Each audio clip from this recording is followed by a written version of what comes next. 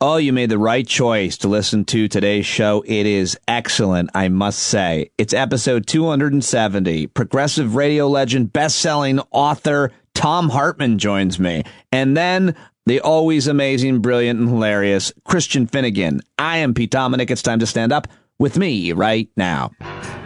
Hello there, friend. Hope you're hanging in there and getting outside and doing things that you like to do.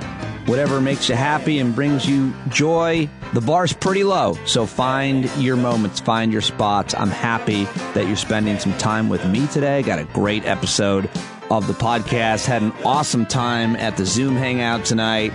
There was almost 80 members of our stand-up community, and we had a great conversation, an honest conversation. We talked a lot about race with a lot of people of color that are members who are awesome. Love just sitting back and listening to folks talk about their experiences, which we did plenty of at the Zoom Hangout. And then it got crazy in the after party because we went over to the Discord platform after the Zoom Hangout, and that went on for hours. I joined there for about an hour, and it's so much fun. We've built such a great community. I'm so psyched and so proud and so happy about having all of these people there, and we invite you to join us. And just so, in case you got confused, I host a Zoom every Thursday at 8, although I think next week I'm going to have to do Wednesday at 8 because Thursday is the 21st, and that's my daughter's sweet 16th. Yeah, Ava turned 16 next week, so Wednesday at 8. But I host a Zoom, and I will hopefully have a guest at most of them. I'm working on trying to get Dr. Ruth Ben-Ghiat, who is a historian and author and expert on authoritarianism and fascism. She's been really important to talk to during the past few years, and especially now with all we're seeing. So she's going to join me, hopefully, and but even if I don't have a guest, it's always fun. We were talking for about 2 hours. I said like 80 people were there, and it's funny, it's poignant. I always learn a lot from talking to other people. We have a great time. And then we go to another platform, because I'm the host of the Zoom. You know how that works, probably. I end that chat, and then you go to this other app. It's called Discord. You can have it on your phone or your computer, and I joined 10 other people on video, and we talked there about a lot of things. Here's a quick preview of what that sounds like. We were, Dr. Barry Hummel is a member of our community. He's a doctor down in Florida who works on anti-tobacco initiatives. And here is me. I was asking him what he thought the forecast was for COVID in the Discord chat. This is a little bit of what that sounds like, and I'll play you the whole 10-minute conversation after my two guests. What is the forecast on COVID, Dr. Hummel? When do things return to normal? I think 6 to 9 months from now, Pete. I think by the time we get enough people vaccinated or immune from natural immunity, it's going to be another 6 to 9 months. I'm looking at I booked a race in September. How's that? Yeah, and then Dan McDonald weighed in, and then we just got on any number of other issues, and we were laughing and having all kinds of great time. Ty was there. He's a black guy who is a member of the community. He was talking about what it's like, what it was like to move into his neighborhood and his neighbors, and talking about race, and it's just so fascinating, these conversations that I get to have with so many of you. If you're not a member of our community, we would love to have you. Sign up. Go to the paid subscription link in the show notes, or go to patreon.com/Pete Dominic. I'm telling you, it really has changed our lives, a lot of us, in a huge way. I mean, many of you just listen to the podcast, but if you want to join us on these chats and in the community, we'd love to have you. I got a really nice text from Vicky, who said, "I'm so happy you're in my life. I can't even begin to tell you." And that's exactly how I feel about her and so many of you that are part of this community, that are contributing to it and joining us in any number of ways. I also got a really nice message from my friend Therese, who was listening to the podcast yesterday and sent this to me. She said, "A few times I've started listening to your podcast thinking, meh, I'll just fast forward if I don't like the interview. And every time I'm riveted and entertained and learn so much. I'm partway through the first interview and holy wow, I'm so grateful for you and all of it. Thank you so much." Thank you so much, Therese. That was an awesome message, and I love hearing from you guys about what you love, and as well as no matter what you don't love, or this isn't really a criticism. This is just a longtime listener, friend, subscriber to the podcast, Jason Moe down there in Louisiana, calling me out in a hilarious way because I was taping my interview with David Roberts, who was on yesterday. Great interview. And while I was talking to him on our Zoom chat, I dropped a file in the garbage on my MacBook. And the recording picked it up, and I knew that, and I couldn't edit it out because I would have lost one of his words. And I was just like, screw it. Who cares? What are you going to do? Not perfect. But that did not escape Jason Moe, who was listening in his car after he just dropped his daughter off. And he sent me this message on Marco Polo app, the video messaging app. Off Sophia for Spanish tutoring. But while I'm listening to this morning's episode, right around 48:23 or 48:20, it sounds like the great Pete Dominic was emptying his trash.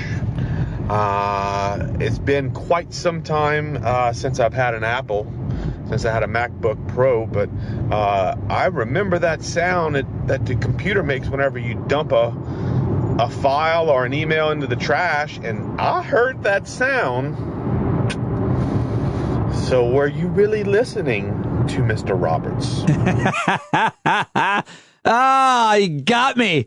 You couldn't let it go, buddy, huh? Oh, it was so funny. It made me laugh so hard that he nailed me on that. And for those of you that didn't hear it, here is me apparently not listening to my guest, the brilliant David Roberts, and dropping a file I no longer needed, apparently. I don't even remember what it was, in the trash on the recording. Asking if you can use them or trying to moderate their use to sort of make sure you don't hurt. There it is. I got it.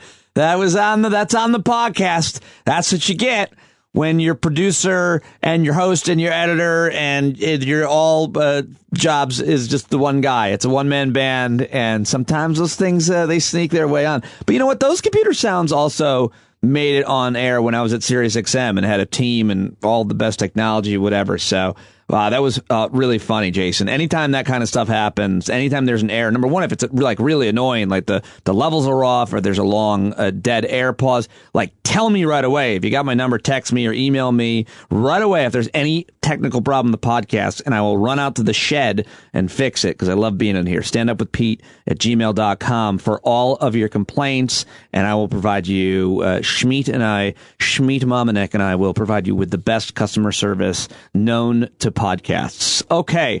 All right. I'm 7 minutes in and haven't got anything really too consequential, but coming up, I've got interviews with the great progressive radio legend and best-selling author Thom Hartmann. Here's a quick excerpt from that. And so the job of the conservative movement is to maintain what Alan Greenspan in 1997 in an interview with the Wall Street Journal, he said that his job as chairman of the Fed was, quote, to maintain a certain necessary minimum level of worker insecurity, end quote, and keep people afraid, keep them quiet.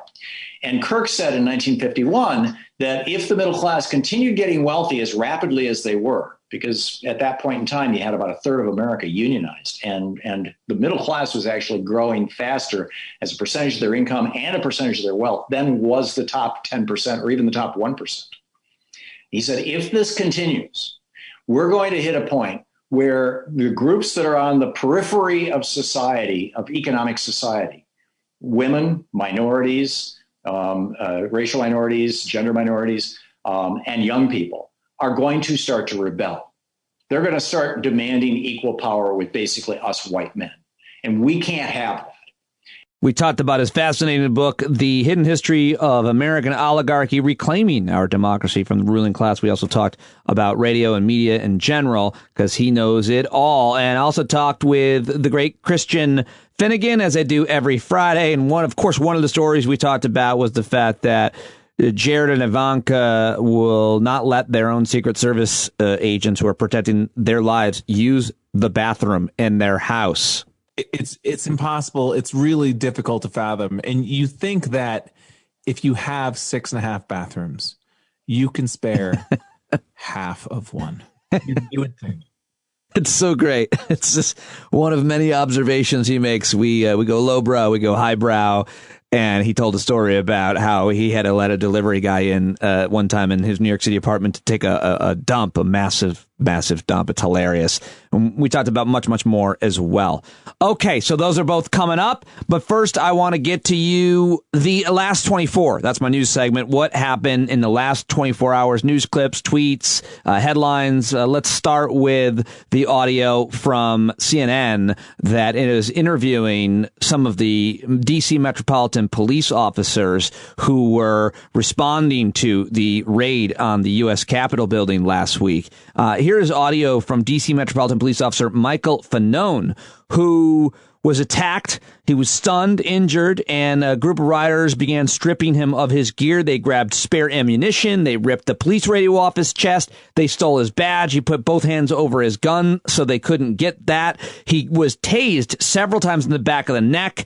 And here is just a little bit of his conversation, and you can see this at CNN. Here's D.C. Metropolitan Police Officer Michael Finnegan in his own words. We encountered some pretty significant resistance. I mean, we were getting, chemical irritants sprayed. They had pipes and different metal objects, batons, some of which I think they had taken from law enforcement personnel. They were striking us with those. And then it was just like the sheer number of rioters. I mean, the force that was coming from that side, it was difficult to offer any resistance when you're only about 30 guys going up against 15,000. Was that how many there were? 15,000? Wow. Jesus. I mean, I don't know what the official count or estimations of it were, but anyway, that was crazy to hear him say that, and we're going to hear a lot more accounts, but this one is even crazier and even worse. This is Officer Daniel Hodges. He was one of the officers who tried to battle back the rioters, but was really roughed up. This is the guy that you may have seen in one of the videos that went very viral. They were in that tunnel, and they were ripping his mask off, and he got crushed by them all. You could hear him yelling help at the top of his lungs. And here is Daniel Hodges also talking to CNN. The guy ripping my mask off, and he was able to rip away my baton and beat me with it. And, he was practically foaming at the mouth. So just these people were true believers in the worst way. Just the absolute zealotry of these people, how they 100% believed that what they were doing was right and that they were the patriots and that no one would get in their way. That's Officer Daniel Hodges. Well, that is one well-spoken police officer. Sorry for being insulting, but to hear a police officer talk about the zealotry of his assailant in this case, that was fascinating as well. I mean, I think that is such a good point when you're in the heat of that kind of violent combat, really hand-to-hand combat, and you're looking at the person, and he had a long time to stare into these guys' eyes because it was such a long standoff. Wow, that is terrifying to hear. Let's stay with some more good CNN reporting. Investigative reporter Drew Griffin, who I know from my time there, good guy, does a really good job digging deep into investigations, and he was talking about how this insurrection was organized, and one of the organizers is a guy named Ali Alexander, and he is now saying that he was working with at least 3 Republican congressmen. Here's CNN's Drew Griffin on this. But the conspirators and instigators who may have started this whole thing, and according to Ali Alexander, which you're about to hear in his own words, these 3 congressmen were in on it all along. Take a listen.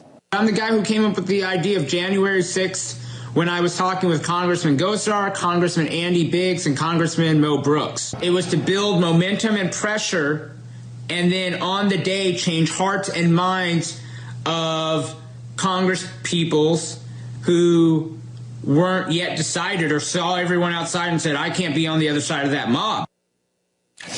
Congressman Andy Biggs of Arizona is running away from those comments. He is, through his staff, saying he never even remembers meeting Ali Alexander, even though he did send a taped message to one of Ali Alexander's Stop the Steal rallies.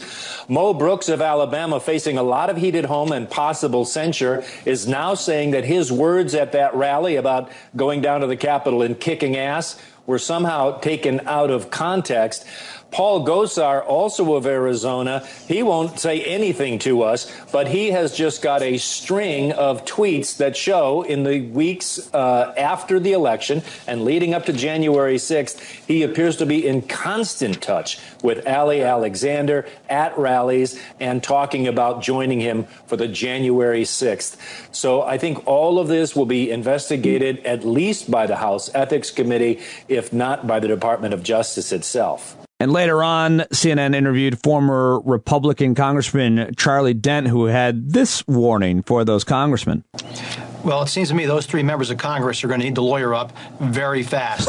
They will likely have, be interviewed by Department of Justice officials or the FBI. It's already been mentioned. I was a former chair of the Ethics Committee. No doubt that they will be investigated by the Ethics Committee. Yikes. And they could be sanctioned for bringing discredit upon the House and various other charges. I think they're going to be under tremendous pressure to resign, quite frankly. Yeah. I think that's where this is going, because if they in any way, were part of a conspiracy to assist this mob that really attempted to undermine the constitutional order and disrupt the peaceful transfer of power, this is a moral crime against the republic that has been committed, and I think these members are probably real anxious right now. How about that from former Republican Congressman Charlie Dent on CNN last night? And two more clips I want to share with you. First, former Vice President, President-elect Joe Biden is who I'm talking about.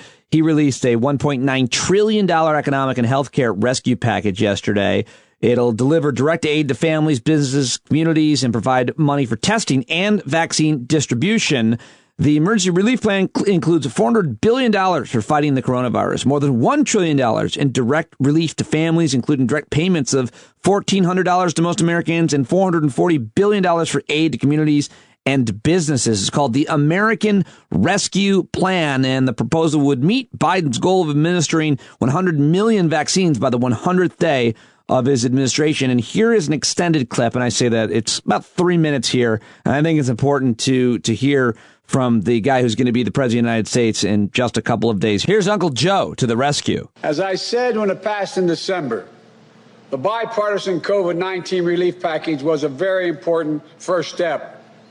And I'm grateful for the Democrats, Republicans, and independent members of Congress who came together to get it done.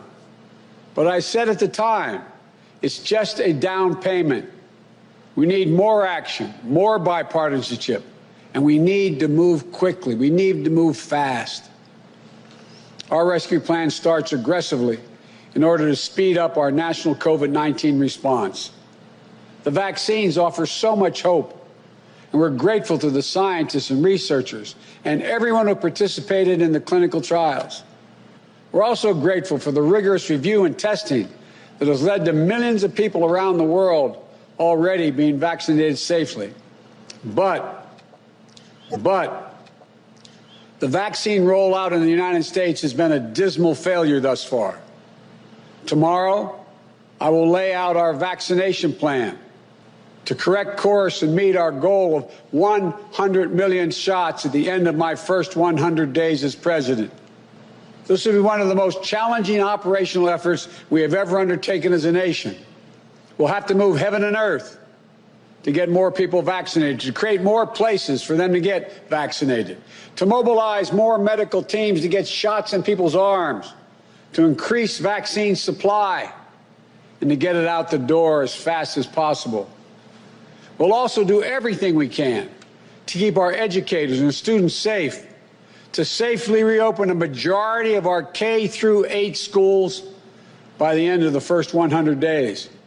We can do this if we give the school districts, the schools themselves, the communities, the states, the clear guidance they need, as well as the resources they need that they can't afford right now because of the economic dilemma they're in.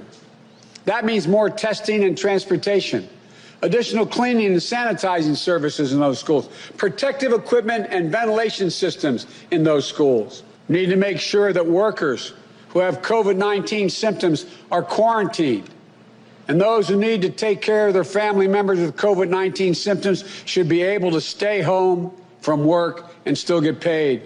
This will reduce the spread of the virus and make sure workers get the support they need to maintain their families. But but we need about $400 billion in funding from Congress to make all of what I just said happen. It's a great deal, but I'm convinced we are ready to get this done. The very health of our nation is at stake. And if you're more interested in that, I think the conversation that I had with some of my friends and smart listeners on the Discord platform, I'll share that with you later on. That comes up after both of my interviews, and you can hear that conversation more on COVID. And finally, I wanted to share with you one more audio soundbite. You know, I'm always going to talk about all things regarding the climate crisis, and 2020 has set yet another global temperature record. That's right. Last year wasn't bad enough. Now we know scientists say 2020 was either the hottest year ever or close to second or third. And of course, that is just a great way of explaining and illustrating why carbon emissions don't necessarily have a direct effect on the climate today. Certainly, this is how you understand it. We had less carbon emissions last year, obviously, because people weren't out driving around. They weren't traveling. So we didn't have all of those pollution, all those greenhouse gases in the atmosphere. And yet the year was still the hottest on record, or at least close to second or third. But the fever of our planet hit a near record hot temperature. And here is ABC News chief meteorologist Ginger Z putting it into context for us. We know that you can't just tie one event to climate change. What we do know is you can say climate change is more extremes happening more closely together. And boy, did we ever see that this year. From Australia to our wildfires, California more than doubled their largest wildfire acreage burn. So it was 1.8. We burned almost 4.2 just in California alone. Colorado, 3 largest wildfires of all time happened this year. Now, you look at the Atlantic Ocean, and you had 30 named storms. That's something we have never seen before in recorded history. And you'll notice when we plot all the tracks, there was so much action right through the Gulf Coast. And lastly, a really important story that everybody needs to know and deal with as an American citizen. Corey Johnson was executed by lethal injection at the Federal Correctional Complex in Terre Haute, Indiana, and pronounced dead at 11:30 p.m. Eastern on Thursday, the 14th of January. The federal government executed Corey Johnson following a prolonged legal fight, and I just highly recommend that you look into that case and learn about it. Johnson was found guilty of 7 counts of capital murder in 1993. According to U.S. Justice Department, Johnson and several co-conspirators were partners between 89 and 92 in a large drug trafficking conspiracy. His lawyers say he is a person with an intellectual disability who cannot constitutionally be executed, and that the government should have withdrawn his execution date, or the president should have granted him clemency. Johnson's legal team has said he also has an IQ of 69, which would be lower than one standard offered by the Supreme Court as a guide for states weighing whether such an execution met the Constitution's cruel and unusual punishment standards. In his final statement, Corey Johnson apologized for his crimes, told the families of the victims that he hoped they would find peace. He also thanked the staff of the prison's chaplain, his minister, and his legal team. He said, "I would have said I was sorry before, but I didn't know how. I hope you will find peace. To my family, I've always loved you, and your love has made me real. On the streets, I was looking for shortcuts. I had some good role models. I was sidetracking. I was blind and stupid. I'm not the same man that I was." As part of his final words, Johnson made mention of his last meal. "The pizza and strawberry shake were wonderful, but I didn't get the jelly-filled donuts that I ordered. What's with that? That should be fixed." Those were his last words. All right. Well, now we move on to the next segment, which is the news dump, everybody. Non-political, non-COVID related headlines, but all stories that get undercovered because everything is so foobarred. News dump! Oh, what is that? Oh, I don't know if we can use that again. That was pretty intimidating. All right, here we go. Let's start with sad news coming out of Las Vegas. Siegfried has died. The one part of the illusion duo, Siegfried and Roy, has died. Siegfried Fischbacher, namesake partner in the iconic entertainment duo Siegfried and Roy, has died in Las Vegas, age 81. No word on the cause of death, but there is some suspicion that a tiger ate him. No, I'm kidding. He died of pancreatic cancer, which is nothing to kid at all about. News was first reported by German news agency DPA. His longtime partner and on and off again Las Vegas Strip Roy Horn died last year after a long fight with a tiger. No, I'm just kidding. He died from COVID-19. He was 75 years old. That's terrible. But I guess I don't mind joking about him that much because, and I hope people joke about me after my death, yes. But because, they were, I feel like those tigers, maybe that probably wasn't seen as really humane what they did with those fucking tigers and their antics and magic tricks. Anyway, moving on, let's go to, speaking of COVID-19, this is a good story. COVID-19 nurse has won a $1 million lottery prize. A COVID-19 nurse at a long-term care facility in North Carolina has won a $1 million prize in the state lottery. Her name is Terry Watkins, and she received a call informing her that she had won the $1 million prize on January 13th, and she was in total disbelief, but I just thought that was great. She works in the COVID unit of a long-term care facility. Anyway, that's just a nice story, and I thought I'd share it with you there. The things that are news are aberrations that are abnormal, and usually abnormal things are bad, but sometimes abnormal things are good, and I want to report them in the news dump. How's that? U.S. unemployment claims jumped to 965,000, according to the BLS. The latest figures for jobless claims issued Thursday by the Labor Department remain at levels never seen until the virus struck. Now I'm reading from abcnews.com. Before the pandemic, weekly applications typically numbered around 225,000. They spiked to nearly 7 million last spring after nationwide shutdowns took effect. Applications declined over the summer, but now they've been stuck above 700,000 since September. And for the first time in 5 years, U.S. gas mileage is down, but emissions are up. A new government report says gas mileage for new vehicles dropped and pollution increased in the year 2019 for the first time in 5 years. New government report about this. Read that as well at ABC News. Let's see, what else do I have here for you? I'll pretend like I have a newspaper in my hand. Oh, here it is. This is from CNN. Dolly Parton may become immortal. Yeah, the Dolly Parton statue may be erected at the Tennessee Capitol. How about that? Earlier this week, a congressional state representative named Mark Wendell proposed erecting a statue of Dolly Parton that will sit on the state capitol grounds to, quote, recognize her for all she has contributed to this state. If approved, the statue will be paid for by the Dolly Parton Fund, which would include gifts, funds, grants, and other donations. A sculpture of Dolly Parton would be decidedly less controversial addition to the Tennessee State Capitol, which used to house Confederate monuments, it says in this CNN article. So, yeah, she did donate $1 million to Vanderbilt University Medical Center that helped develop one of the coronavirus vaccines. And now, hopefully, she'll have a statue made of her in front of the Tennessee Capitol. That'd be pretty great. Everybody loves Dolly Parton, right?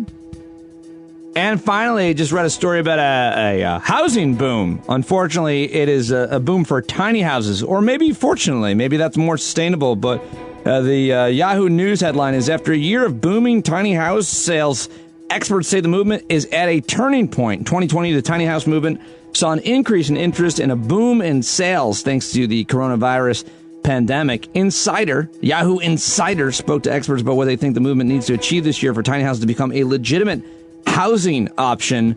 And one expert said the movement's main goal in 2021 is to convince more states and municipalities to legalize tiny houses across the country. Legalize weed and legalize tiny houses across the country. I'm for it. I'm in my tiny house every day, the shed I broadcast this podcast from.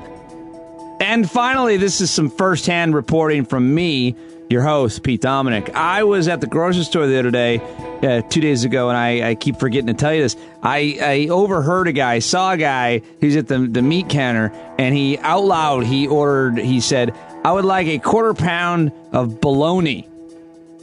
He ordered bologna.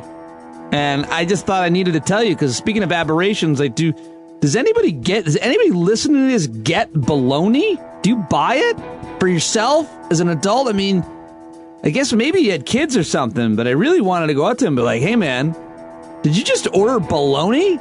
Are you a little boy?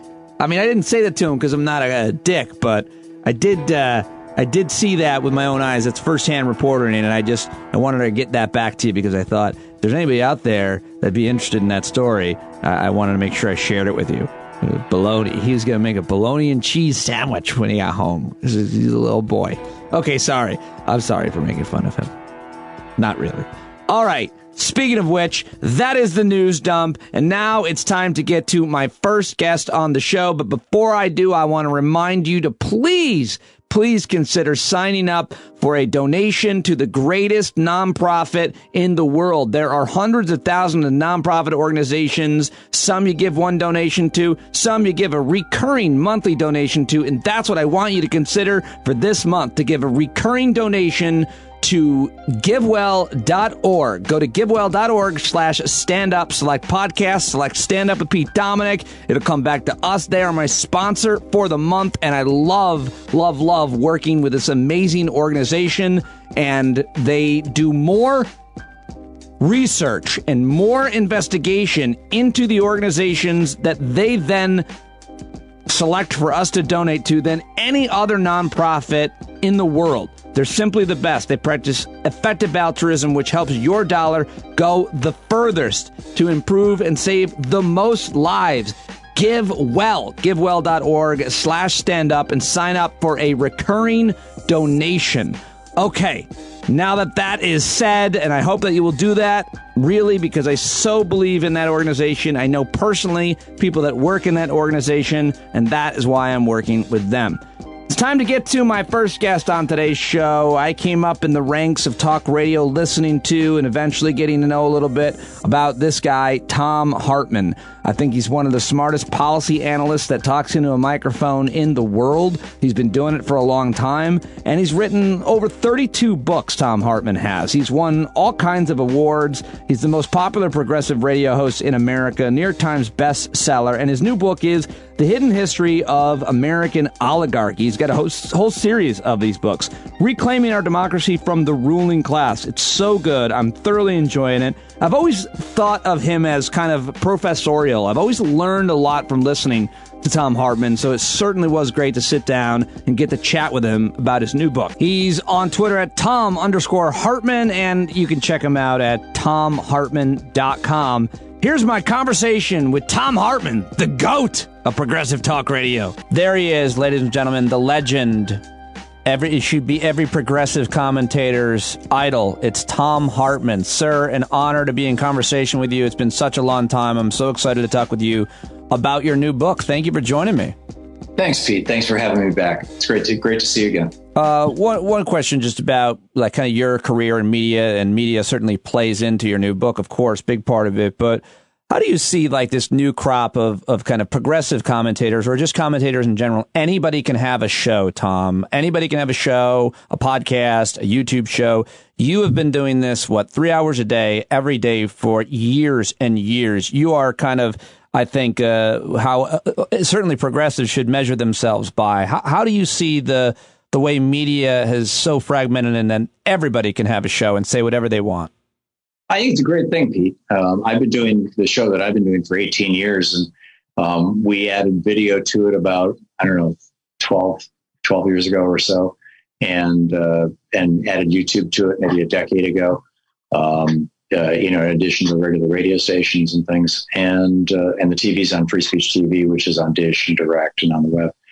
And, it's worked really well for us. And I think that, what I'm really happy about is that, when the billionaires took over the radio space, following Bill Clinton signing the Telecommunications Act of 1996, which led to an explosion or an implosion of the radio landscape.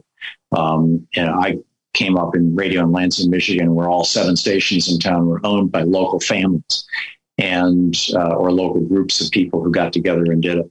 And now none of them are, and maybe one of them is. And as a result, there's no farm team. There's very few progressive radio stations in the country, no progressive television networks or stations that I know. And so, there has been a real shortage of good talent to put on the air. And what YouTube and all the other platforms that and the podcast world, what they have done is allowed people to break in to learn their chops, to make their mistakes in a low risk environment, their first 10, 20, 30, 50 shows, whatever, and fine tune their craft to the point that they're really worth paying attention to, that they can really grab and hold an audience and have learned, not just the communication skills, but the dynamics of the medium. And I'm really happy about that, because I'm an old guy and I'll be gone someday. And we need a whole bunch of people who are really, the generation that's coming up doing what I'm doing. Well, I appreciate that answer, and I can't argue with you about that or anything. I mean, I could always try, but it would be a waste of both of our time. But I mean, I just look at your wealth of knowledge. I mean, this is your 32nd book. Is that right? I'm not sure. Well, it's somewhere around there, right? I mean, the point the point I'm making is that your depth of knowledge on policy and I think on history is so important. And I think so many people don't have any of that, but yet they're really flamboyant, great performers, maybe around a camera or a microphone, yelling and screaming. It's never been your style. You've never been hyperbolic. You've never been flamboyant. You're a straight ahead guy. You're an excellent communicator, obviously, but you don't have to have all that flash because you have all of that knowledge. And I think that's what bothers me the most is that you could just look great, but not really know anything. Well, and that's, an unfortunate reality that, if you do talk radio well, or television or YouTube or whatever, podcasts, if you do them well, they seem effortless. Mm-hmm. And in fact, an enormous amount of work goes into my show. I mean, it's a 3-hour show, but it's a 12-hour day. And it's just an enormous amount. And I'm talking about my work, and, not just, my producers and like that. And, but the problem is that people watch it or listen to it and not just my show. I mean, there's people on the right who are really good at this too. Yeah. The Rush Limbaugh's, Michael Savage, Mark Levin, who put a lot of work into their programs, and people listen and go, oh, that sounds effortless. That sounds easy. I can do that. And, give me a microphone. That's kind of the bad news. The good news is that those people put up their podcast and they get 6 people following them, and they can't figure out why it doesn't get bigger and bigger and bigger. And it's because either they lack the talent, the core raw material stuff, which is typically not the case.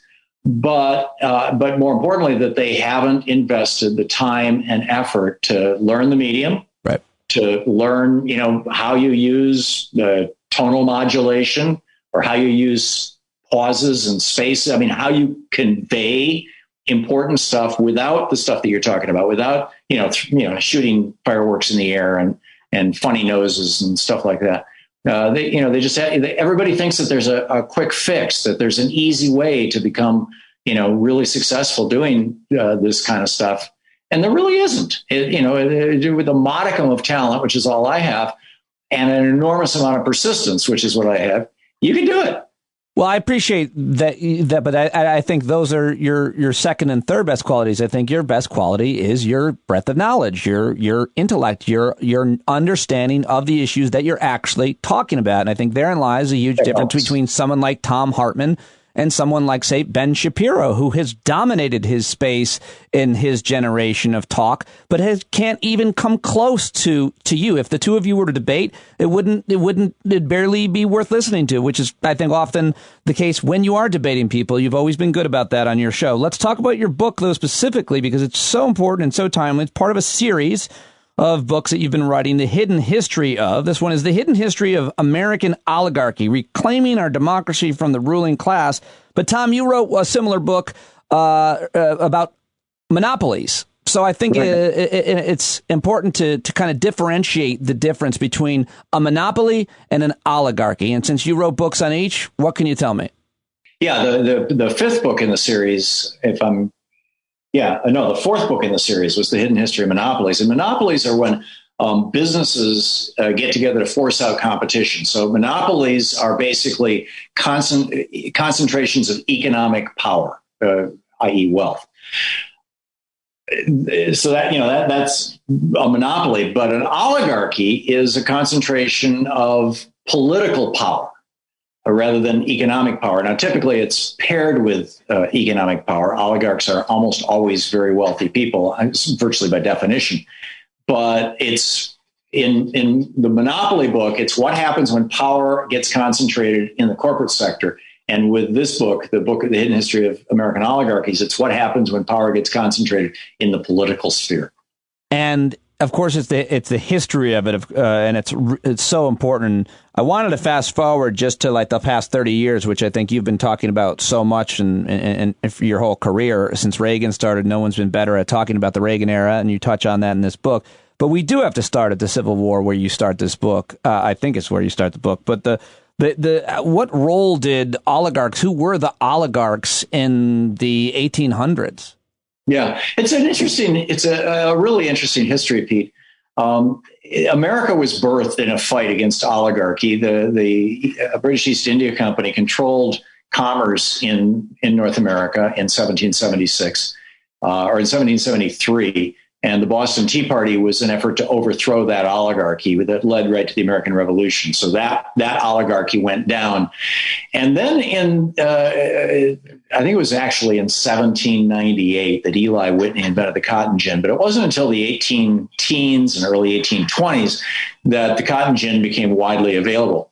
It was a very expensive machine. One cotton gin could do the work of 50 enslaved humans. And so the large plantations were able to buy these things. And because now suddenly they could be 50 times more productive than small plantations, over a period of a decade or so, from 1820 roughly until around the mid-1830s, they wiped out their competitors. Small plantations in the South just got devastated. And they would run them out of business and then buy them up, and the big plantations got bigger and bigger and bigger. And what happened was a new aristocracy arose in the South that was wildly richer than anybody had ever seen before. In fact, they were among the richest people in the United States. And those oligarchs then took over the political system of the South and turned it against the United States of America. The Civil War was really a war of oligarchy in the South versus democracy in the North. And ultimately, Republican democracy won, small r Republican. And excuse me. And here we are. We had one other major encounter with oligarchy between then and now, which we deal with in the book. And now we're in kind of the third turning, the third iteration of this. Well, I really want to get to how to break it all. And the end of the book gives all of these great solutions. And I'm looking at the clock. And so I want to navigate it well and make sure we have a lot of time for that. But let's move on to the industrial age and what happened there. And this is, I mean, everything about this new book, I'm learning so much. And I think this is the point of writing these books that we never learned before, the real kind of granular stuff. And it's not, that word sounds boring. It's not boring. It's sexy as hell. Oligarchy is very sexy, I'm going to say. It's very interesting and entertaining. But what about the industrial era, the rise of factories and manufacturing? What happened then? Well, that was the second era of, a new oligarchy. And in the 1880s and 90s and the early decades of the 20th century, we saw the rise. Most people are familiar with John Rockefeller and the Standard Oil oligarchy, essentially, or monopoly. And I talk a lot about that in the Monopoly book.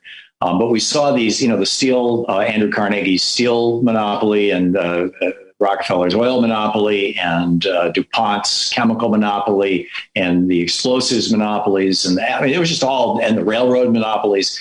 And these, as they acquired more and more economic power across the United States through the late 1800s and early 1900s, they began to also acquire political power. And they really came into their own in 1920 with the election of Warren Harding, who ran on a campaign of, quote, a return to normalcy, which meant drop the top tax rate from the 91% it was at in 1920 down to 25%, which he did.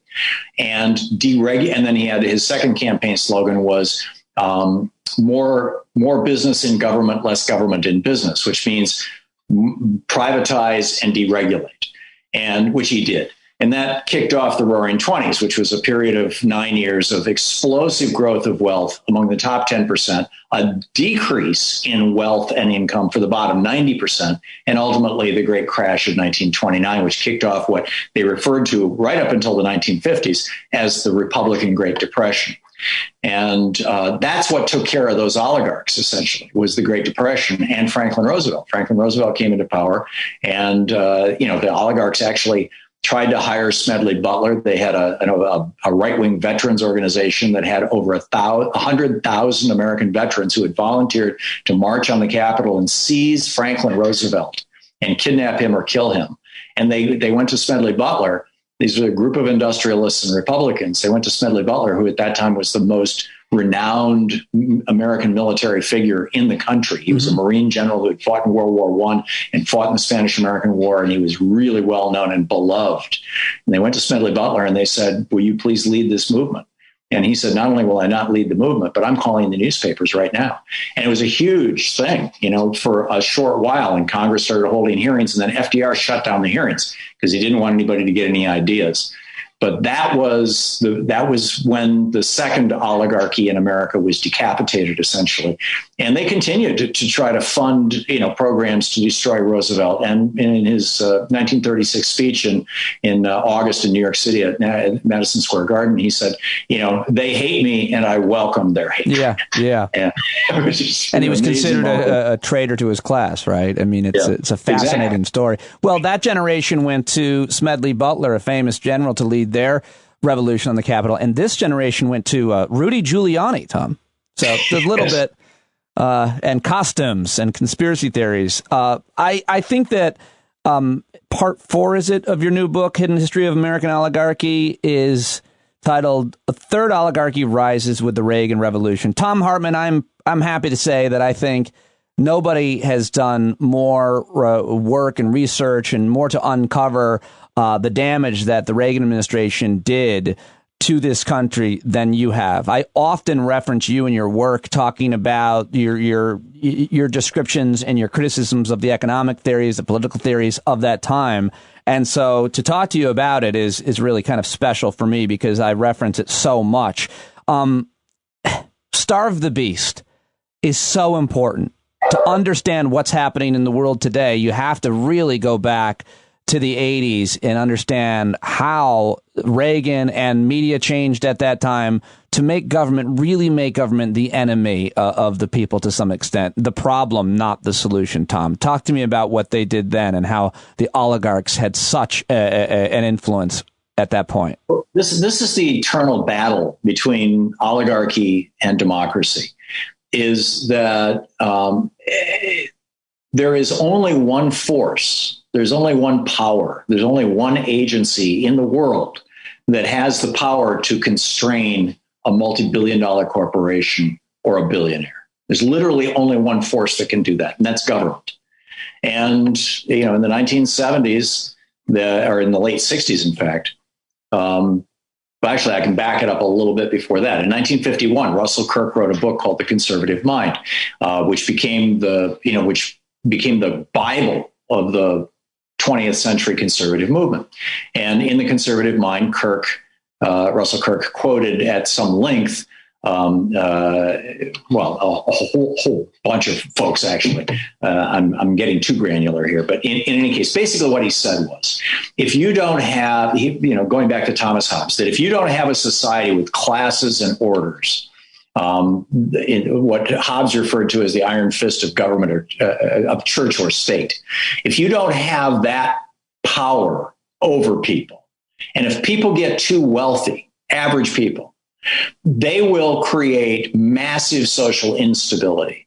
And so the job of the conservative movement is to maintain what Alan Greenspan in 1997, in an interview with the Wall Street Journal, he said that his job as chairman of the Fed was, quote, to maintain a certain necessary minimum level of worker insecurity, end quote, and keep people afraid, keep them quiet.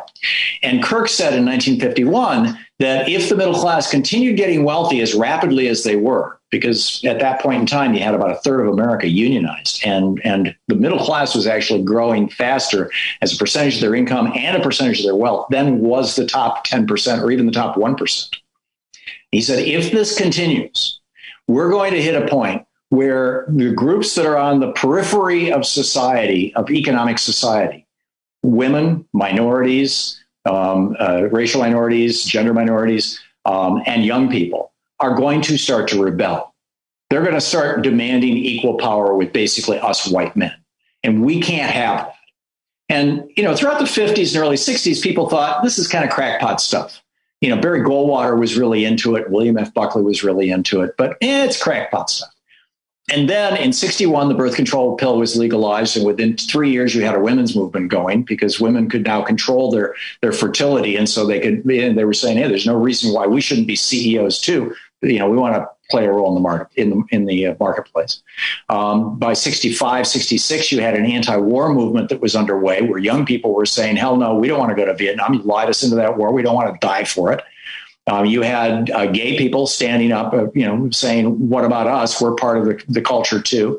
And you had a movement for racial equality being led by Martin Luther King and others across the country that literally led at least in the minds of these conservatives, to cities like Detroit and Los Angeles burning. Yeah. So they had women burning bras, kids burning draft cards.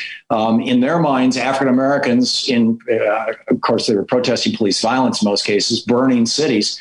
And so in the mid to late 60s, these conservatives were looking back at Russell Kirk's prophecy from 1951 and going, holy crap, he's right.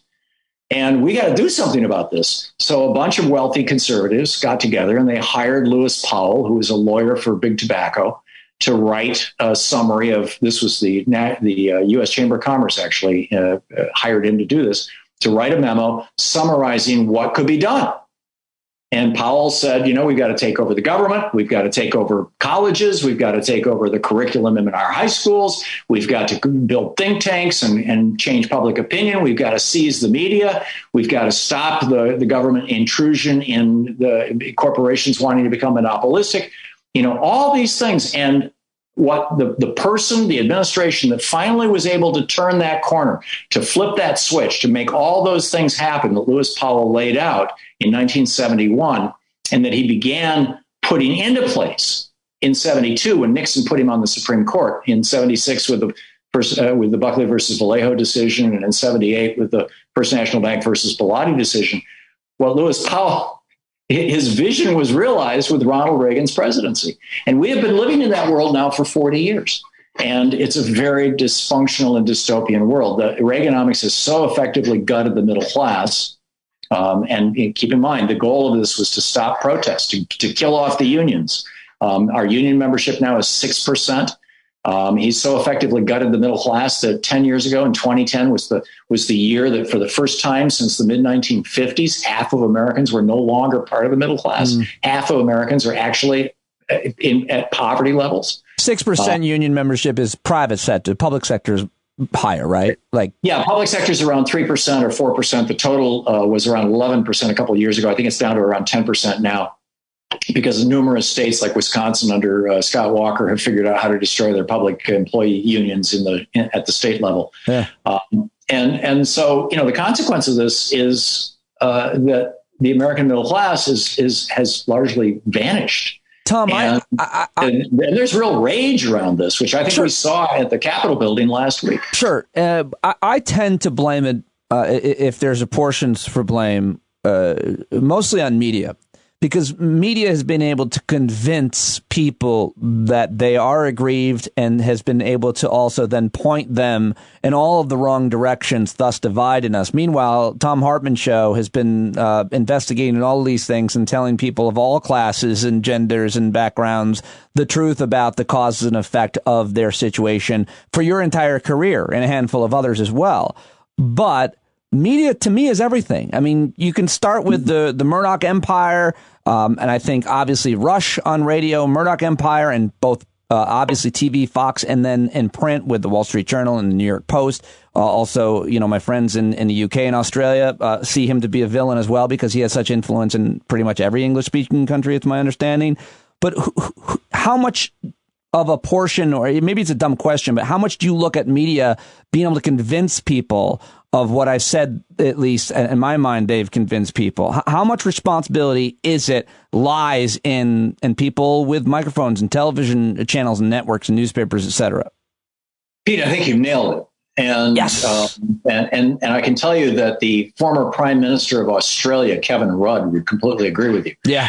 he wrote an op-ed in the Sydney Morning Herald last year, and I don't recall if this book. These books are small books; they're 35,000 words, and I write them to around 40 or 50,000 words, and then cut stuff out. And I don't recall if this made it into the book or not. But Kevin Rudd wrote an op-ed, former Australian Prime Minister, that was published in the Sydney Morning Herald, which is the Australia's version of the New York Times for all practical purposes. In which and the headline, as I recall, was "Rupert Murdoch is a cancer on Australian democracy." And he pointed out that Murdoch controlled more than half of all the media in Australia, still does, and that he has flipped Australian politics in ways that were just wildly destructive, not just for the environment and not just for the economics of average people, but just for democracy, for a functioning political structure. And then he left Australia and moved to the United Kingdom, and he did the same thing and bought, the Times of London and all these major newspapers in the UK, and did the same thing to the UK and helped bring Maggie Thatcher to power and all that kind of stuff. And then he moved to the United States and started Fox News and bought the New York Post and the Wall Street Journal ultimately, and is doing it again. And of course, it's not all Rupert Murdoch's fault, but I think he's one of those. Is emblematic of what happened. He's a great example of what has happened. So yeah, you totally nailed it. Can you give me an example of how media influences people the way that I was kind of describing in terms of their grievances and so on, from Sean Hannity to Rush Limbaugh to Bill O'Reilly to the new young people in the movement? Because it makes people, like when I listen to right-wing media, and I do a lot still, Tom, believe it or not, I totally get it. I totally get the outrage that people feel. They're so good at playing to men, especially anger and frustration, giving them a reason to be angry. And I'm always screaming at the radio, "That's the wrong reason. That's not why your job is gone. Please, if you could just find the right reason, then you and I could work to make the world a better place." And no one's listening. Yeah. What's an example of what we're talking about? I think what you're talking about here is what Lee Atwater back in the 80s referred to as working the refs. He made the point that, if you're on the sidelines of your kid's little league game and you really want your kid to have an edge, you start leaning on the referees and, yelling at them when they make calls and trying to make them more timid, make them less willing to call out your kid or your team for marginal behavior that, could or couldn't be called out. And that's the role that Republicans have played since the early 1980s, is working the refs in this case being the media. And so the big goal is to control the frames. For example, Medicare for all. How do you talk about Medicare for all? Medicare for all could be talked about as socialized medicine. I mean, it's not literally, that's the United Kingdom where the government actually owns the hospitals, but, it could be talked about in that frame of socialism or of left politics. Or socialized Medicare for all could be talked about in the frame of it'll save the country $1 trillion a year and it'll save the average family $4,000 a year. Pick your frame. Right? Bernie chose the latter frame. Most of American media chooses the former frame. And they do that because you've got literally, the Koch network has funded a think tank in every single state and national think tanks like, the Cato Institute, the Heritage Foundation and whatnot. And these people are constantly cranking this stuff out. This morning, I was writing a piece for thomhartmann.medium.com. About billionaires and tax cuts and things. And I just plugged into the search engine. I was looking for, when the capital gains tax has changed. And I plugged in capital gains tax. And the first 15 or 20 things that came up, I had to go through a couple of screens, were all right-wing publications from the Wall Street Journal to Breitbart talking about how good it is for working class people, how good the Trump tax cuts were and the Reagan tax cuts and the Bush, some of them were older, but how good tax cuts for the very rich are for average working people. They completely seized that frame, even though it's as you know, a BS frame. So I think that the key to the whole thing for them has been framing. And that's, it's like the richest family in America is the Walton family. They're not the richest individuals, but, there's these 5 Walton heirs, the children of Sam, who are worth more than any other billionaire family in America. And they hired Frank Luntz, paid him a good chunk of change to come up with a way to get Americans to dislike the estate tax, the inheritance tax. And Frank Luntz worked on that for 6 months or a year and came back to them and said, okay, how about death tax? And that became the thing, and for years it was like, oh my God, we can't have the death tax. Well, it's not a tax on death. It's a tax on receiving money from somebody who died or from, as a consequence. But, it's an income. Somebody's kid is getting an income. And shouldn't that be subject to tax? I mean, this is Teddy Roosevelt, the Republican president's idea. He's the one who put this into place. But they were able to change the frame by changing the name. And that's what these guys are. So you're framing, which I think technically it's linguistics. It's how you talk about a thing to convince people. And I think you may have turned me on to George Lakoff, much less Chomsky, and Frank Luntz is basically, a linguist himself. But part 6 of your book, and I only have like 2 minutes here, but this is the most important part of the book. So I'll have to rope you into continuing the conversation, hopefully maybe in front of a live audience. That would be cool. It's called Breaking Oligarchy, Restoring Democracy. And you have a whole list. It's the biggest and most important chapter of kind of how to, the free press, tax the crap out of the rich, prosecute Trump and his henchmen under the Hatch Act, publicly funded elections, support the resistance, restore election integrity, build progressive institutions instead of just providing 3-year grants. I mean, you dig deep into so many different things here in this little book, and it's so great. But let's just maybe end on taxes, because earlier you mentioned back in the industrial era of a 91% tax rate. And I think it's always important when we're talking about taxes that we explain the boring terms between marginal and effective rate. But what you're talking about when you say 91%, or now whatever it is like 20%, the highest income rate, that's on the dollar you make over a certain amount of money. So when people think you're going to tax me 91%, I only make 60 grand. That's not what we're talking about. Explain what we're talking about and why it matters. Yeah. And I think, and I came to this realization after after the book was already published or sent off to be printed, is that the phrase that I should have used, and that I think, Pete, you and I should be using going forward, is tax bracket, because that clearly communicates almost visually the idea that, there are some people in this one tax bracket, and there are other people in a different tax bracket, and working people have a completely different tax bracket from billionaires. And what we're talking about is raising the rate on the billionaires' tax bracket. And as long as we keep it in that frame, I think it's fairly easily understood and digested by average people. And working people, just meaning their taxed on their actual work. When you say working people, we're talking about people who work all day, put in a shift, or, get an hourly wage. That's the vast majority of Americans, or even salaried people. We're not talking about these people who make majority of their money on their actual money, right? Yeah, this is the piece that I published this morning over at medium.com, is pointing out that, number one, there's 2 ways to get money, to become a billionaire: earning it, or inheriting, or marrying it, right? The 2 categories. You did it, or somebody else did it and gave it to you. And, about 40% of America's billionaires inherited or married it. And then secondly, there's 2 ways that the income that comes to you is taxed, either as income, the income tax, or as capital gains tax. Capital gains are money made with money. Income tax is money made with the sweat of your brow, of your mind, with the effort of your mind or the sweat of your muscles. And then number 3, there's 2 ways that the wealth that you accumulate as a result of your labor or even your investments is taxed.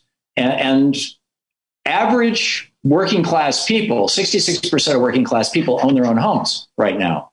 And all of them pay an annual wealth tax. It varies from state to state. It can be as low as 1 or 2% or as high as 8 or 9 or 10%. But every year you pay a percentage of the value of your home. We call it a property tax, the value of your home, to the state. It's a wealth tax on the middle class. Billionaires put their money not in their homes. I mean, obviously they own homes and mansions and things, but those are typically less than 1% of their total net worth, their asset base. For the rest of their asset base, it's in a portfolio of some kind, what you could call a money bin. And there literally is no tax in America on money bins, on portfolios. There is no wealth tax for people who are really rich. There is a wealth tax that hits every middle-class American. 66% as homeowners pay it directly to the state. The other 30%, more or less, pay it indirectly as part of their rent, so that their landlord's property taxes are being covered by their rent. So we have a wealth tax for everybody except billionaires. And so, number one, obviously, we need to have a progressive wealth tax. Elizabeth Warren campaigned on this. This was at the core of a 2% wealth tax. Number two, we need to raise the capital gains income tax up to the same as the income tax rate. So people who earn money sitting around the pool all day waiting for the dividend check to arrive are at least paying the same taxes as people who actually go to work every day and work their butts off. And, this would be the beginning, at least, of providing government with enough money to do the things that we need to do, like Medicare for all and free college education and whatnot. And it would equalize society in a way that inequality is extraordinarily destructive stuff. The Equality Trust in the UK have done just amazing research on this. Pickett and Wilkinson, Richard Wilkinson and Kate Pickett, in their books, The Spirit Level and Why Inequality Matters. And it's really important that we start reducing inequality in the United States, and we start reducing poverty. And just changing our tax structure back to where it was when Reagan came into office. When Reagan came into office, the top income tax bracket rate was 74%. And he dropped that down to 25% along with the capital gains rate. And it's gone up since then. It's in the low 30s right now. But, we need to go back to those tax rates that worked so well from the early 1930s until really around 82, 83 was when Reagan really started taking a meat axe to our tax code. Yeah. Also, when Reagan came into power, a third of the federal budget was paid for by corporate income taxes. Now it's 6%. So, we need to revisit that as well. I never hear your dogs when you're doing your radio show.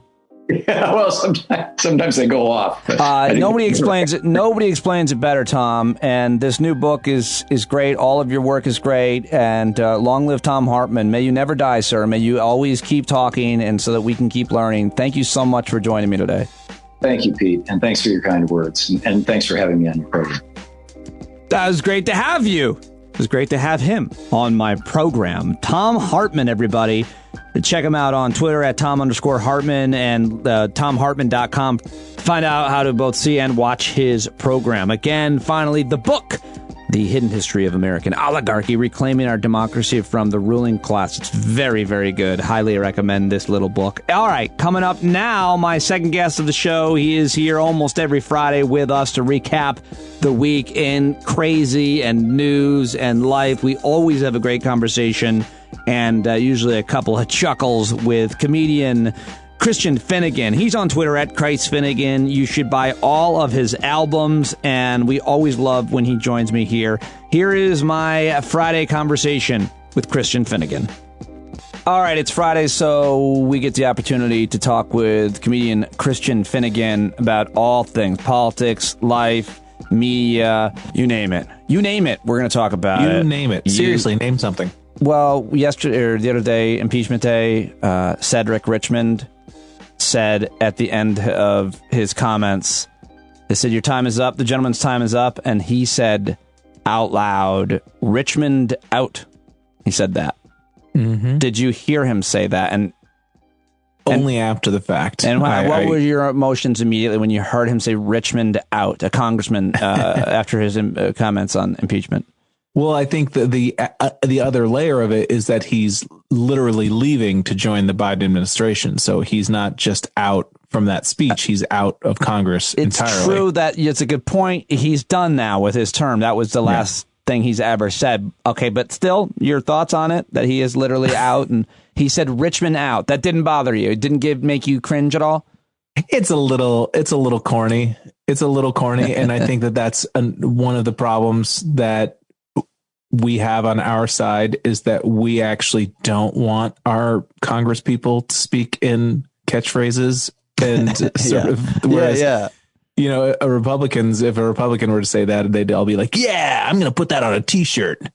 Whereas I'm just going like, Well, that gives me an idea. I'm actually going to make a Richmond Out t-shirt now with his face on it. Well, what do you think is worse? Cedric Richmond saying Richmond out, or Jared and Ivanka not allowing their Secret Service agents to use the bathroom in their house? Which is worse?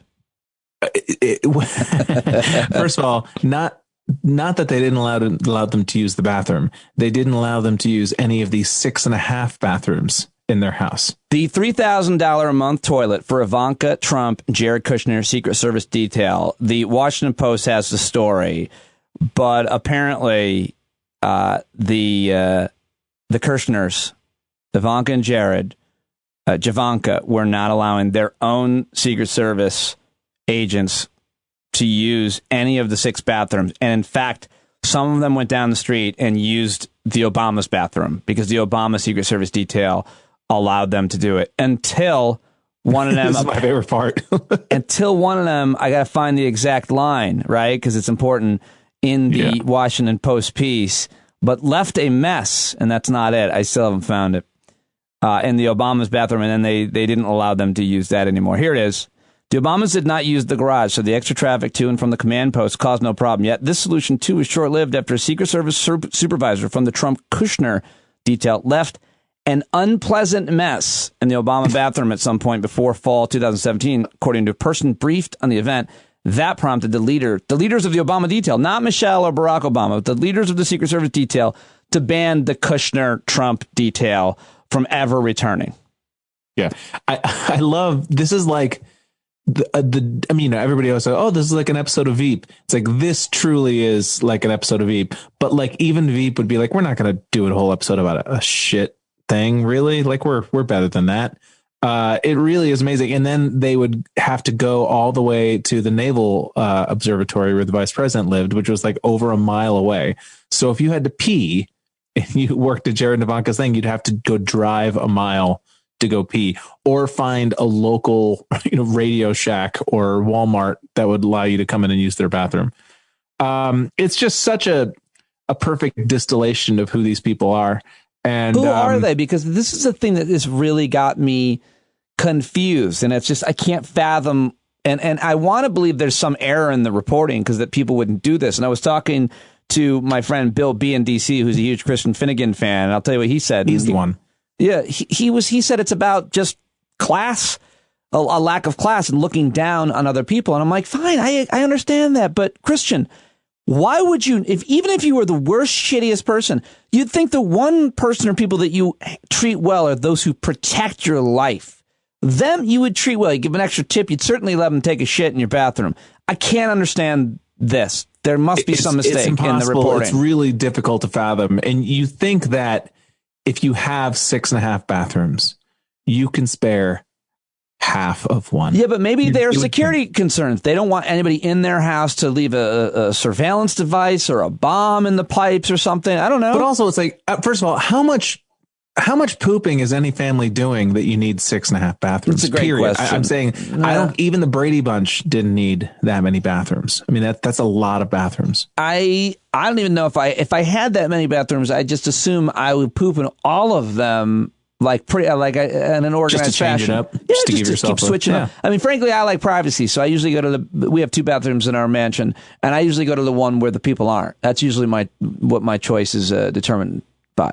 It's so, having lived in the city my entire adult life, or at this little cabin upstate where we are now, I've never lived anywhere where I had more than 1 bathroom. And so, I mean, to me, that just sounds like any more than 2 just seems extravagant. Well, then you're the perfect person to ask this question to. Have you ever would you ever let your bodyguards use your one toilet? Have you ever let anybody use your toilet? I used to do a long bit, which I stopped doing just because at the end of the day, it was a glorified poop joke. And I just didn't, they're my favorite. Go ahead. About a Chinese food delivery guy who had to use my bathroom. Really? And he was like in a panic, and he was just like, bathroom. and I assumed he just had to pee, and then I let him in there. And yes. The sounds that were coming from the bathroom was just brutal. It was brutal. and he was in there.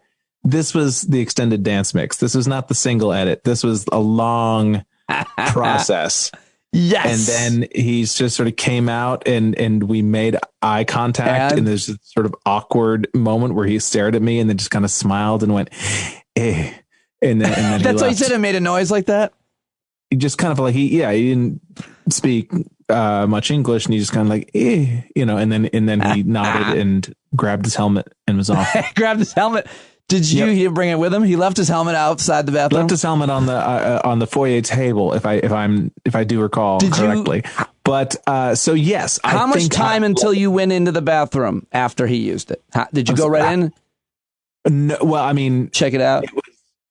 It was not a large apartment, so even though I was not physically in the bathroom, the entire apartment became the bathroom. Did he leave an unpleasant mess?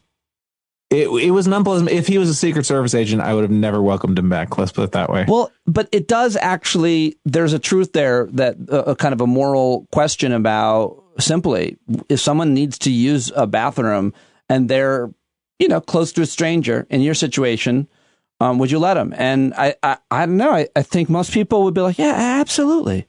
Absolutely. I mean, maybe not repeatedly, but, I think we've all understood that sort of panicked, like, this is no longer a kind request. This is going to happen. Are you going to allow it to happen in there, or are you going to force it to happen here? I'm sorry. This is a disgusting path we've gone down, Pete. And I did it. I've done it to us. I apologize. No, I brought you here and I want to stay here. More poop stuff. Okay. So that's a huge, but anything else to say about what Jared Kushner and Ivanka Trump and what all this means and where they're ever going to live and be welcome? Because they were very unwelcome in Washington, D.C. There's some weird sadomasochistic relationship that Trump's followers have with the Trump family. And, sometimes you forget. It's funny, as ostentatious a person as Trump is when it comes to wealth, he doesn't come across as sort of your standard rich guy, because he's such a buffoon and because he's so classless and because he plates everything in gold. He comes across like new money, quote unquote, even though he's not. I wouldn't say he's old money, but he's not brand new money either. He's not some, professional athlete or musician who started with nothing and then all of a sudden has millions of dollars. So they have dollar shaped swimming pools, dollar sign shaped, it's like, Trump is not from nothing. He grew up relatively wealthy, I'd say actually wealthy. But Ivanka, man, it's like she's a caricature of the sort of effete, aristocratic, the kinds of people that the Bolsheviks chased down and, dragged through the streets. And yet, as I've said to you, I think we've talked about this before. I have never understood why the Democrats have not tried to make Jared more the face of the Trump administration, because nobody likes him. No one likes him. Nobody likes him. I mean, I'm sure there are a few, but I promise you that the people storming the Capitol last week were not like, we got to protect Jared. You know what I mean? And now granted, I suppose the danger of doing something like that is that it could very easily slide into just really ugly anti-Semitism and things like that. Right. But in terms of just a punchable, hateable human being, I mean, you don't get much less likable than Jared and Ivanka to me. And I'm sure you read those. There's articles this past week about how, they had made an agreement that Ivanka was going to be the one to run for president one day, and how even in spite of everything that's been going on the last week, that, it's Vanity Fair, and sometimes Vanity Fair can kind of come across like fan fiction when it comes to this stuff. But it's kind of implying that Ivanka was still trying to figure out how she can preserve her political future through all this. And to me, it's just like, I mean, I guess I've been surprised before, but show me more than 5%. Who's voting for Ivanka Trump? I don't know. Well, I think, and that takes us to kind of the next thing I definitely want to talk about, which I think is one of the most important. I'm sorry. Can we stay on this for 1 second? Yeah. Thing. I made a tweet earlier this week. You made one? No. Made a tweet? just about how they were scrolling Street Easy Dubai, Jared and Ivanka, because I am curious about where they're going to go, because they're not going to be welcome in any city, any major city. And I don't think that they're temperamentally made to live anywhere but a city. You know what I mean? Like I think a year ago, they probably could have skated by New York. There would have been a couple of tense years, but eventually they would have wound up on, museum boards and things like that. And they would just kind of be these grudging pieces of the New York constellation. But now I don't see them being, nobody's going to put Ivanka Trump on a board. Nobody's going to put, Jared Kushner, they're not going to have some, he's not going to be an Astor. I mean, there's got to be some place in some organization. You mentioned Dubai. I mean, there's probably that's what I'm saying. It's going to be like fucking Riyadh or something. Right. Like it's going to be international stuff, and they'll take it, I would imagine. But I always think, where will they go? And I think of certain parts of this country obviously treats them like royalty. Trump is the cult leader. Kinds of places that treat them like royalty are places they will never live. Right, because they like those people even less. They're liberal in many ways. Well, they're urbane. What's the difference? What's the difference? Well, urbane is like citified, sophisticated, black tie, cocktail party, fundraiser type people. You know what I'm saying? They're liberal in the sense that they enjoy good restaurants and expect to be around smart, intelligent people. Or urbane, the elites. They're elite. A person courteous and of refined in manner. Yeah. No, yeah, courteous, I wouldn't have necessarily said. But yeah. No, it's a really, really good points. But I think I don't see them hanging out at Bass Pro Shops, which is where yeah. Well, Don Jr. might be able to sign some autographs. Don Jr. he's been cosplaying that for a few years now, but not Jared. So I think that the biggest moving on, development or consequence outside of obviously the violence and I want to talk with you about this too, kind of watching everybody be arrested and what it all means, what the consequences should be for both the Congress people who were fanning the flames and inciting the riot and violence and those who actually conducted it. But I feel like Trump being, however you want to call it, banned or kicked off of Twitter especially, but every other platform, meaning he can't come up anywhere else, is so significant, Christian, because he can't repeat his bullshit lies over and over and over again. He can't react in real time to anything. He can't give people a rallying cry. He's muted, Christian. And I think it is such a big deal. And we can talk about whether it was right or whether it's wrong, but I'm mostly interested not in any of that as much as in what does it mean for him and his ability to dominate and get the message out. I'm just fascinated by how quiet things seem since he's been banned from Twitter, etc.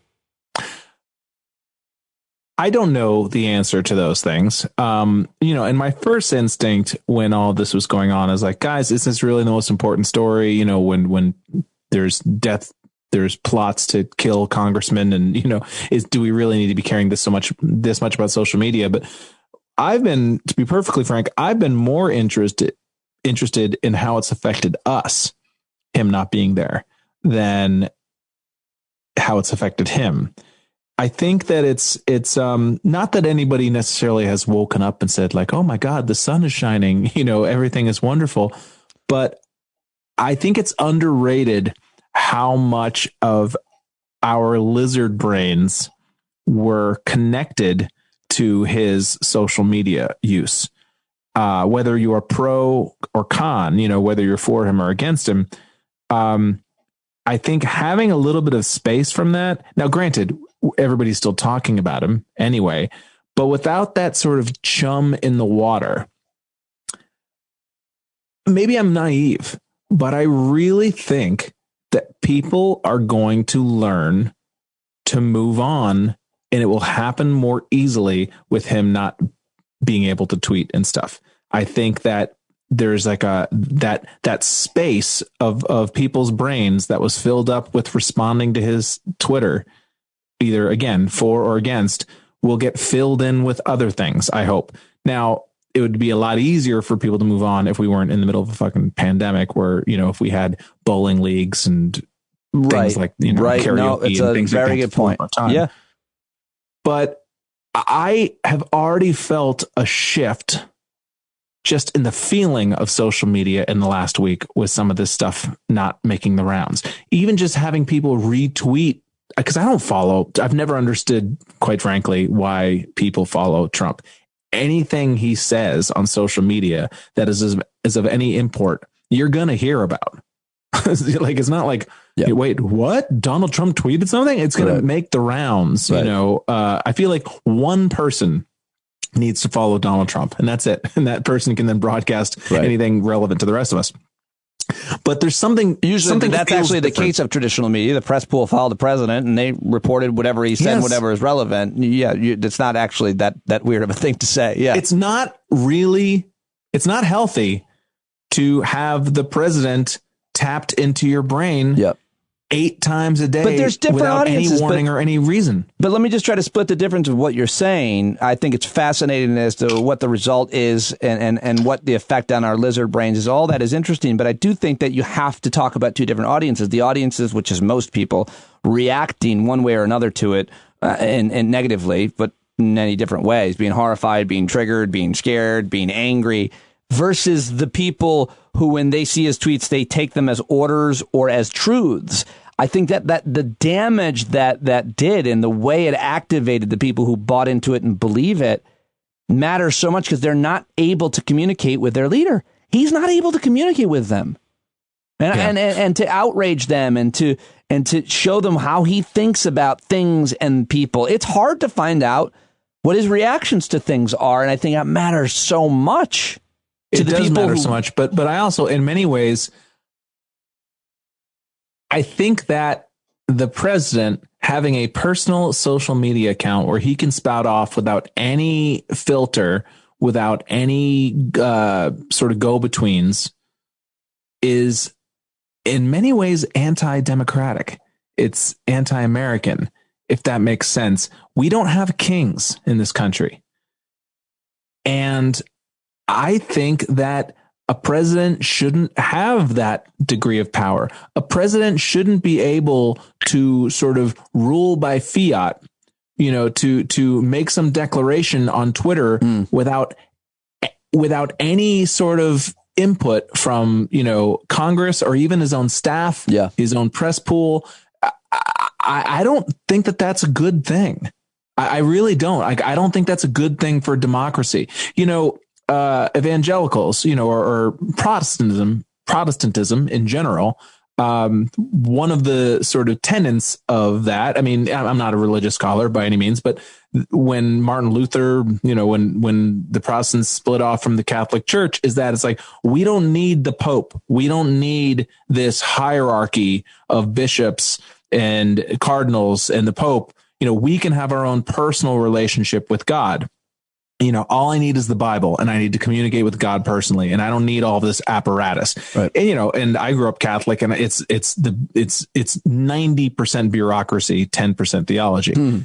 And so I get that, but I don't think that's the way government should work. Not a government of free people, not a democratically elected government. A president shouldn't be able to just send marching orders to millions of people without any input from anyone else. That's just not the way the balance of powers was laid out. I think those are really good points, especially because we saw what his marching orders have led us to. Not only the raid on the nation's capital, but just so many other things. I mean, so many people saying he should have been impeached, should have been removed from office after Charlottesville. I mean, people haven't been talking enough about, and I keep mentioning, I think every day this week, the synagogue shooting and what's his name, who, when you cut your hair a certain way, you look like Caesar Sinak. Who, that guy with the van? Sayoc? Yeah, that guy who sent the pipe bombs to CNN. I look like Caesar Sayoc? Your hair did at one point with one style. You did, and your van. I'm leaving. But they were all activated by Trump. All these terrorists were activated by him, and there's so much more that I think his Twitter feed and his constant commentary activated. So I think you're making when you're elected president in this country, you are afforded many advantages. You are allowed to do a lot of things, but there are certain freedoms that you are forced to give up, that people just accept, that you have to have Secret Service around you at all times. So, you don't have the kind of freedom in certain ways that private citizens do. And I think that it's time in the 21st century to make that apply to social media as well. I don't think anyone who's elected president should be allowed to have a personal private social media account.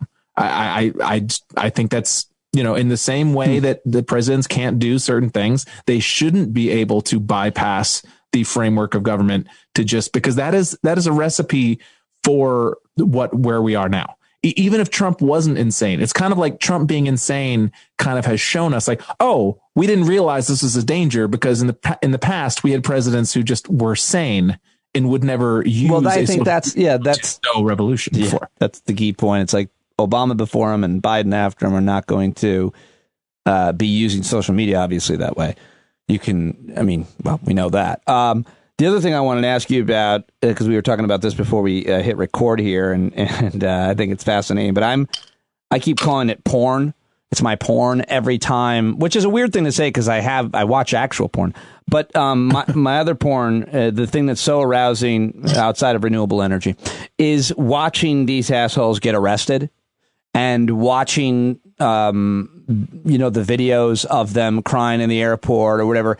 Like I'm watching. I've got playing cards for each one of them. I'm collecting them all, and I'm thoroughly enjoying it, and I'm completely aroused by it. And you and I were talking about if this is what you meant by it, and you're concerned about your interest level and being in watching them get arrested. Is that what you're saying?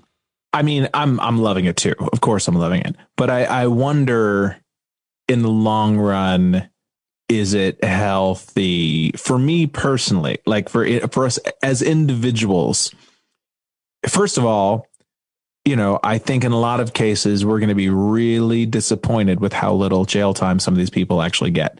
Cause I think there's just too many of them to put away for as long as, just seeing so far how many of them have been released under their own recognizance.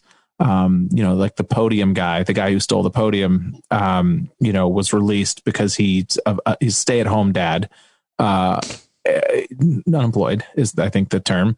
And I think his wife makes good money. I don't know. I think his wife might make good money. Well, maybe, but he has 5 kids, and they plead that his lawyers said that he has to be able to go home to take care of his kids. Mm-hmm. Now, sorry, tough shit. I'd love to see how that argument has gone over for drug offenders and sort of people of color who are locked in the court system. I imagine that wouldn't go over quite as well. The fact that the stupid shaman dude his lawyer successfully argued that he should be able to receive organic food. Oh, I didn't realize that was a development in his case. He didn't eat for a month because it wasn't organic. That guy got kicked out of the Navy because he wouldn't agree to being vaccinated against anthrax. He's always been like this broken conspiracy theorist, apparently. Yeah. This is a slightly off topic, but it is amazing to me, you read, these affidavits or these sort of personal testimonials or local news stories. There's the Tampa paper released a story about like a local woman who was like a school vocal teacher who then went off the deep end and became a conspiracy person. Of course, it started when Obama got elected. Go figure. And she became a Tea Party person. I'd be interested to see like how many of these people who are convinced about the Dominion voting machines and all this crap. It's like, where were you on birtherism? Where were you on where were you on all of these things? And it's like, what do they all have in common? Oh, right. They're all people who you oppose politically / racially. And it's amazing that amazing single cause that's come up where, you could, that a conspiracy has been out there. You've accepted that there was a conspiracy. I'm slightly off the rails here. Jump in, Pete. Well, there's only one more thing. Sometimes you're in the middle of a sentence and you're like, I really don't know where this is going. No, I'm hanging on your every word. I think that there's your mistake. I don't know. I think it's really important I usually am not for punishment.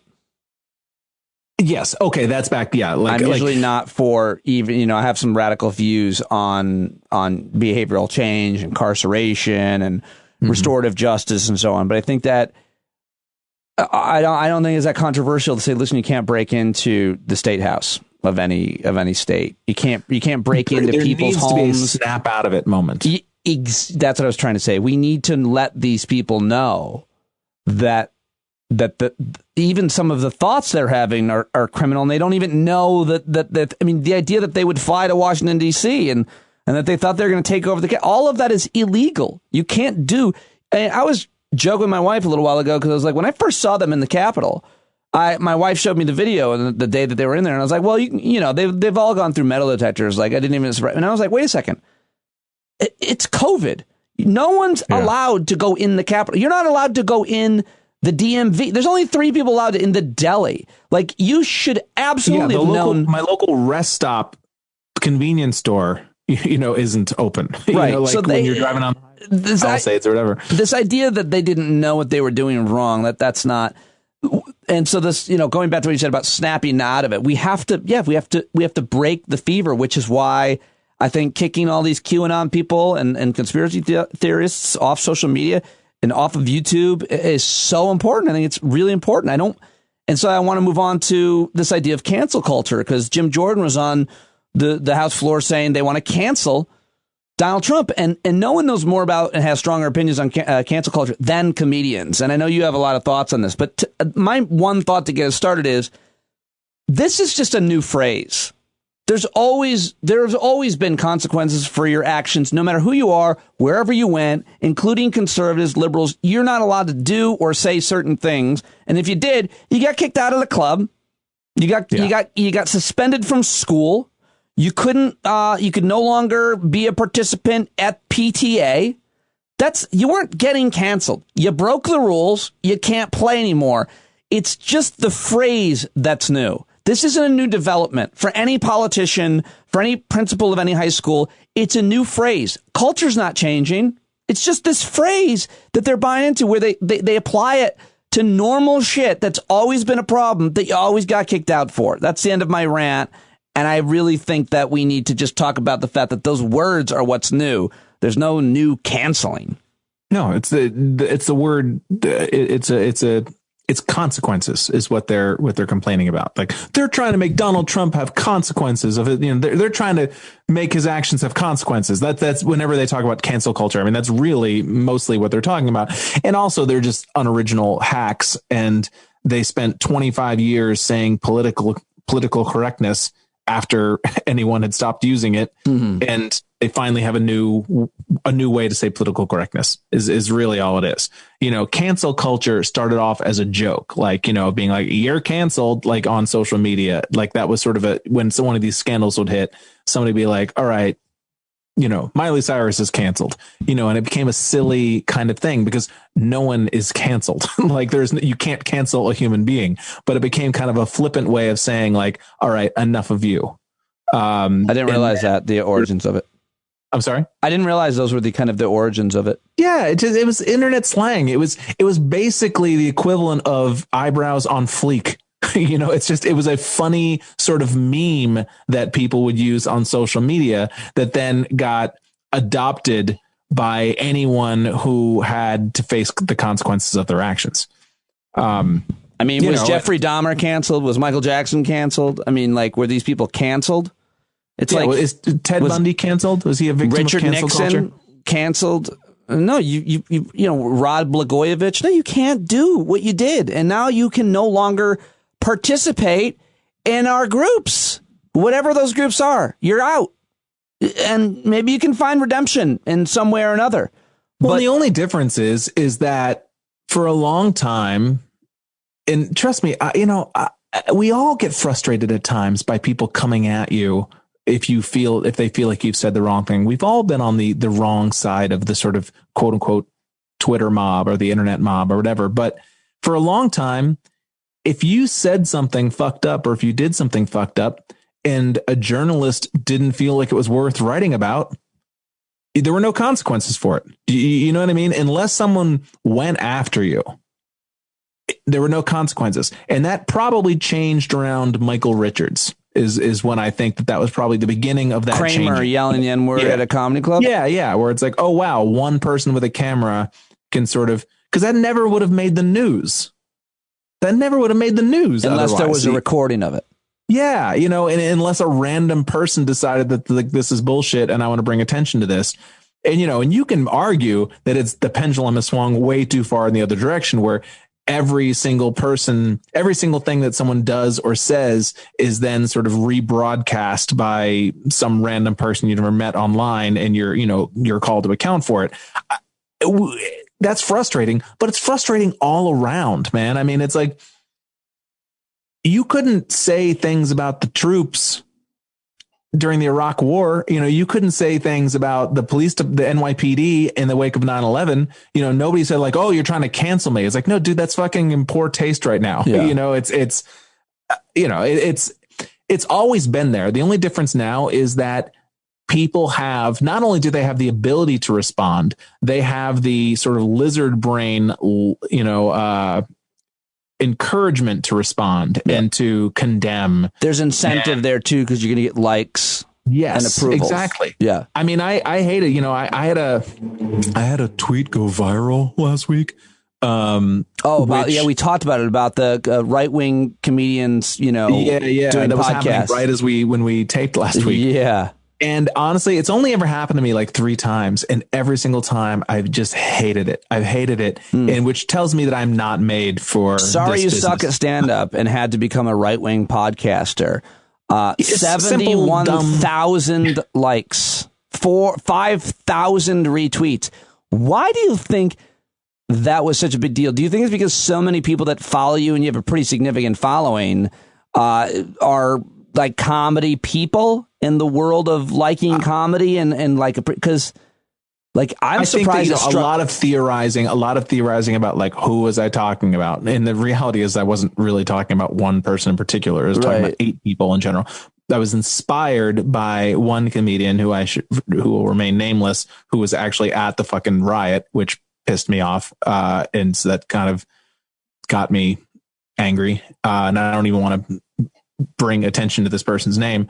But this person was like broadcasting their stupid podcast from the riot. Wow. And so I don't, that's kind of what inspired it, but it really was about 10 to 15 different people who I know personally and of course you're using economy of language because it's Twitter or whatever. But a lot of the comedians I'm talking about, they don't suck.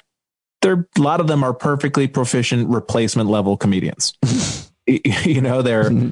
They're guys, mostly guys, not all, but mostly guys who do club spots, and they do fine, but they're kind of stalled. They were stalled and they had nowhere to go in their career. Yep.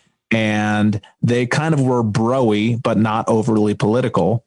And they found an audience that was willing to appreciate certain aspects of their comedy. It's like, the more edgy they would get. And this is another problem I think that COVID has really exacerbated, is that comedians, even though a lot of clubs sort of skew a little center right. I wouldn't say that they're conservative, but they're mainstream, maybe slightly broy in their audiences, because it's a lot of tourists. It's not.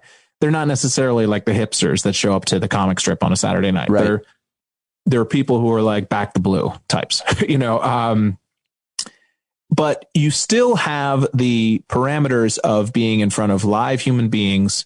And there's a herd mentality that everybody's there to have fun. And if you go too far, or if you are too provocative or just too fucking mean, people get uncomfortable. And it's almost like guardrails that kind of keep you in an acceptable realm politically. When you're podcasting, I think not only is that not the case, I think you are incentivized to go too far. You're incentivized to go outside of the guardrails And then all of a sudden you're getting attention from a certain type of people. The certain type of people are retweeting everything you say. And then you start even ramping up your views even harder to sort of stimulate that new fan base. And I think a lot of comedians have followed that into like a really dangerous place. And there's some left-wing comics as well. Jimmy Dore's done that. Couple. Jimmy Dore, we talked about a couple weeks ago. Yep. He's the only person on the left who I can say is guilty of that same thing, but in the other direction. I don't even consider it a different direction, honestly. It's right. Like there are people who are trying to poke your lizard brain. Yep. That's it. Yep. And the ugliest parts of the limbic region of your brain. Well said. All well said. All right, buddy. Yeah. Well, like I said, wraps it up. I love it. I love talking to you. Thank you very much. We'll see what happens. We'll see what happens this week, this next hour. I haven't been able to tear myself away from television.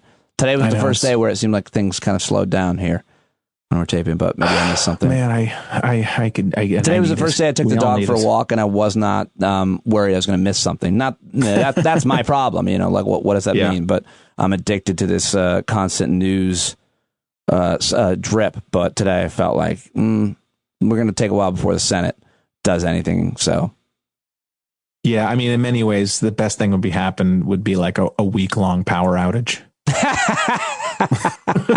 That's good anytime, man. That really shows your true colors. Thank you, sir. All right, man. Have a good day. All right, Christian Finnegan, everybody. Wasn't that great? Isn't he always awesome? And check him out, by the way. Just thank him on Twitter if you haven't already. If you've never said anything to Christian, please do. At Christian Finnegan, at Christ Finnegan, ChristianFinnegan.com. And little bonus segment for today. I have a whole bunch of us listeners that were hanging out on the Discord platform. This both gives you, really, I wanted to just share this so you know that if you're a subscriber, you can always check in and hang out with us on Discord. When we had the after party after the Zoom chat last night, there was an after party on Discord, and everybody can get access to it if they sign up to be a paying subscriber.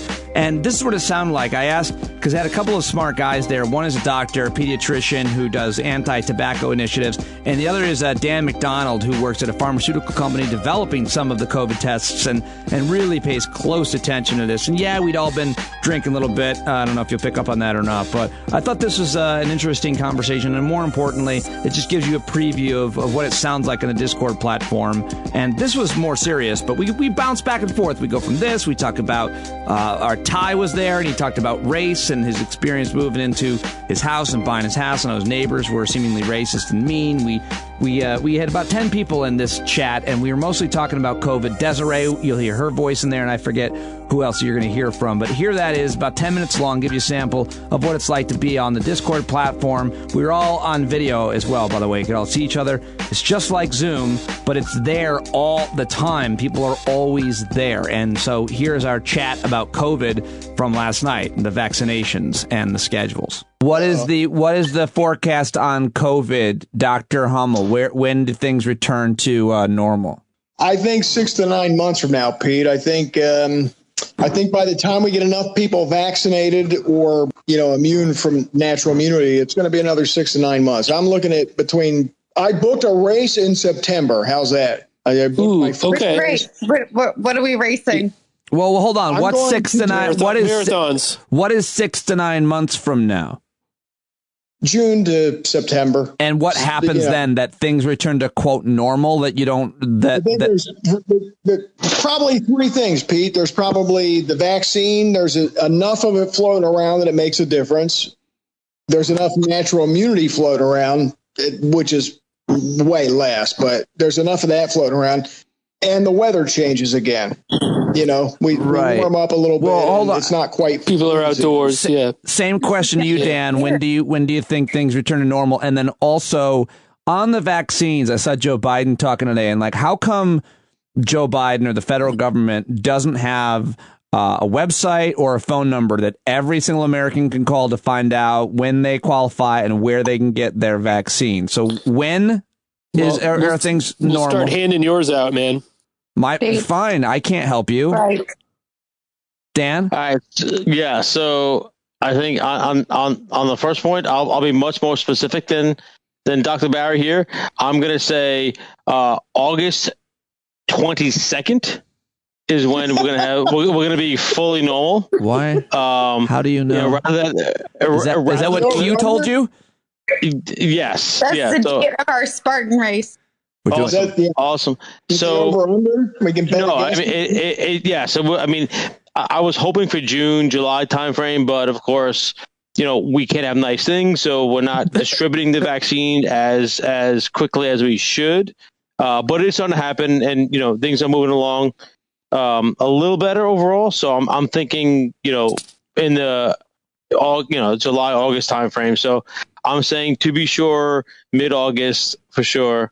And the vaccine question, how come there's no phone number or website? Is that a thing that's going to happen? Because my parents are like 76 and 75, and they're like, we don't even know where they don't.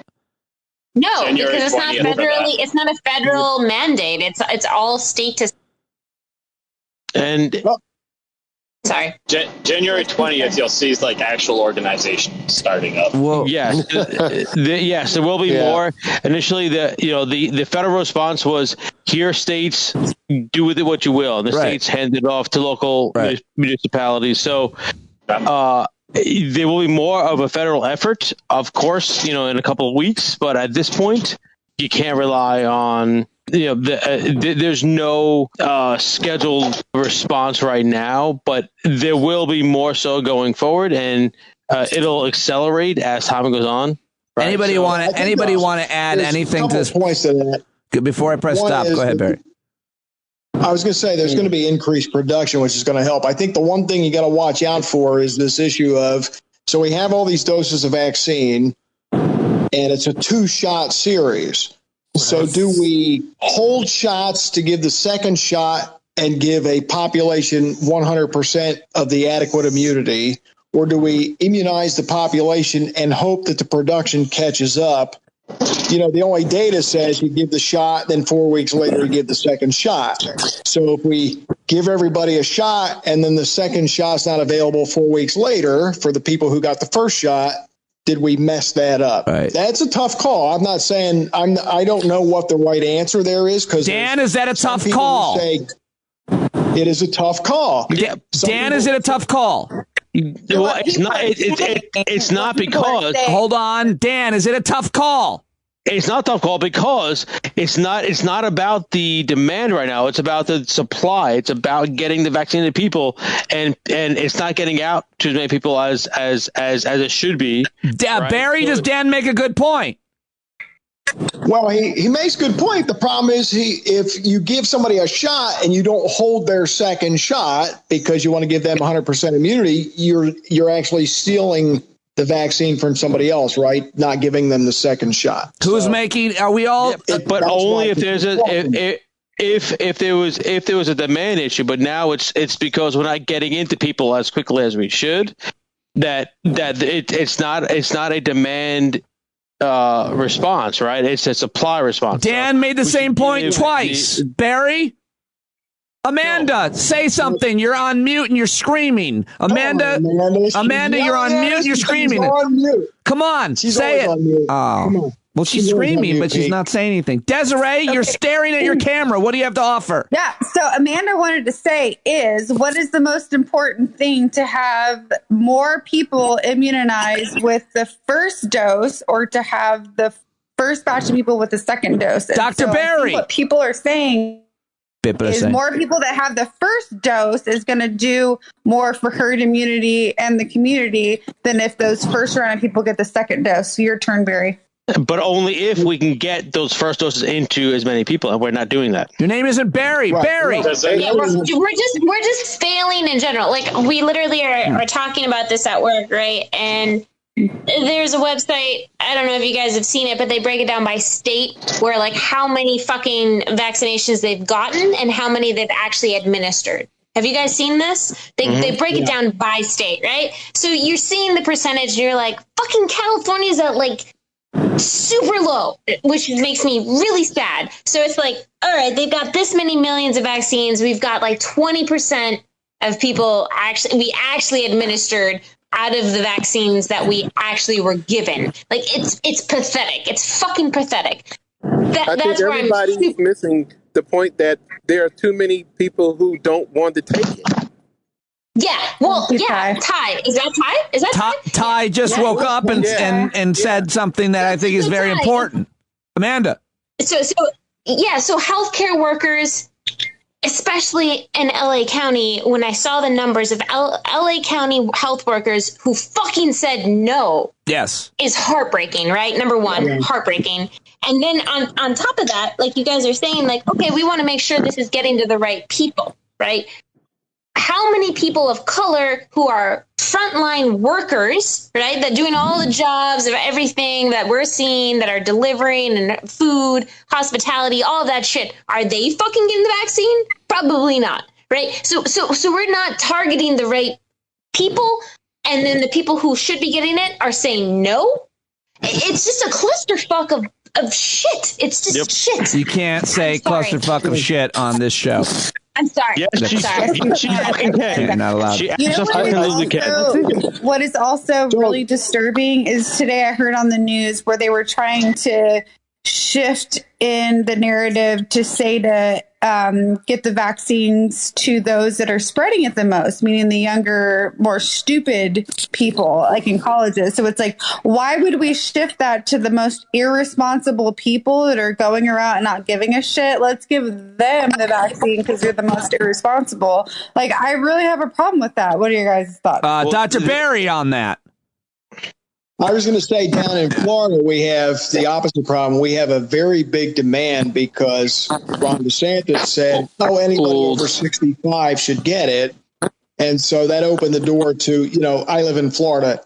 80% of the population might be over 65. Right. So we had a huge demand. Nobody had enough. You couldn't get it in people's arms fast enough. They ran out of vaccine before they could actually dose people.